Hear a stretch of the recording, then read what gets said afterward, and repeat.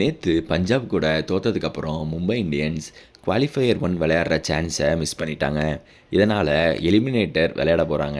எலிமினேட்டரில் இன்றைக்கி நடக்க போகிற ஆர்சிபி vs எல்எஸ்ஜி மேட்சோட ரிசல்ட்டுக்கு அப்புறம் யார் விளையாட போகிறாங்கன்னு தெரியும். மும்பை இந்தியன்ஸ் நேற்று நல்லா தான் பர்ஃபார்ம் பண்ண ட்ரை பண்ணாலும் பஞ்சாப் கிங்ஸோட அருமையான பவுலிங் மற்றும் ஃபீல்டிங்கில் மும்பை இந்தியன்ஸை ரன் அடிக்க முடியாமல் கண்ட்ரோல் பண்ணாங்க. இதனால் வெள்ளிக்கிழமை குவாலிஃபையர் ஆட போகிற மும்பை இந்தியன்ஸ் ஒன்று குஜராத் டைட்டன்ஸ் இல்லை ஆர்சிபி கூட விளையாடுவாங்க.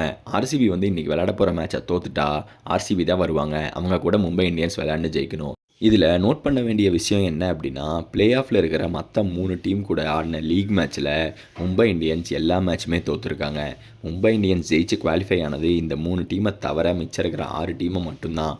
அதனால் இவங்க ஜெயிப்பாங்களா தோப்பாங்களா அப்படிங்கிற கேள்வியே பெரிய கேள்வியாக இருக்குது. ஏன்னா நேற்று பவுலிங்குமே ரொம்ப அடி வாங்கிடுச்சு மும்பை இந்தியன்ஸ்க்கு.